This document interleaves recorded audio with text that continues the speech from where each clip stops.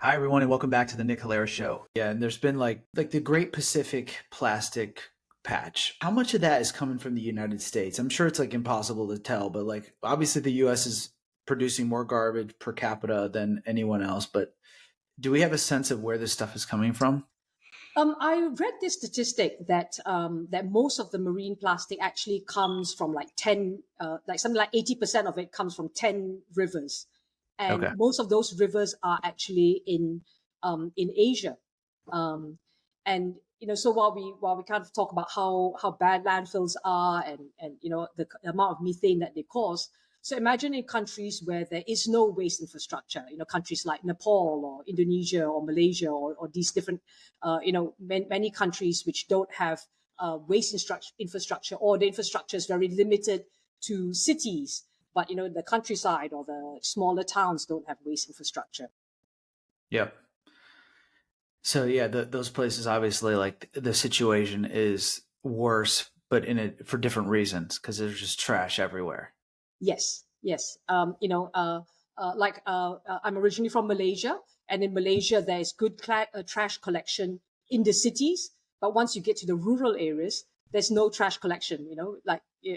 People just dig a hole in the garden and chuck their trash in, or throw it in the river, and then it goes away, right? I see. And that was fine when they were wrapping stuff in banana leaves, or biodegradable materials. But the more and more plastic there is nowadays, then it's not fine anymore. Yeah. One more question about trash before we move to recycling, because I feel like we should talk about that. Why is it in the United States that all the cities are like dominated by one trash company?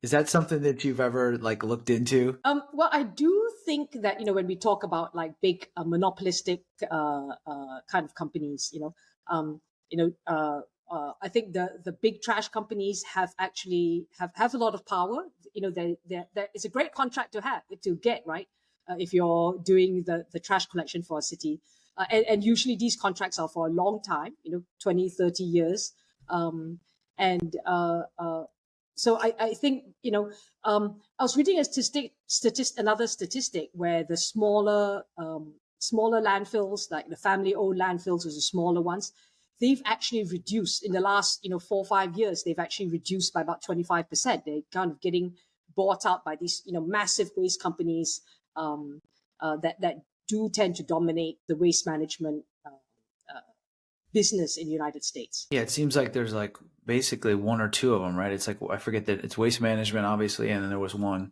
But even here in LA, like LA County is a behemoth place, and there's only one trash company. Yes, yes. Yeah, and it almost doesn't make sense because we have more than one police force. We have the sheriff and we have the LAPD, but there's only one trash company, which is kind of interesting. Yes, and that's leading to bigger and bigger, more centralized waste collection and waste management, and I think the bigger it's just leading to much more transportation in waste. I think 20, 30 years ago the waste management landscape was like smaller scale landfills, smaller scale dumps, where it was a bit more decentralized. It's just getting to be much more of a centralized system where basically we're just burning a lot more fossil fuels, transporting waste to these very huge, gigantic, enormous landfills. Yep. And those mega landfills like that, is there ever a moment in time where you could do something else with them? Like, could you build houses on them, or is it just like wasteland once you do that? I believe it's gone forever, right? For generations, Yeah. I mean, forever. There's the cost of building the landfill, and then there's the cost of also shutting down the landfill. Yeah. Yeah.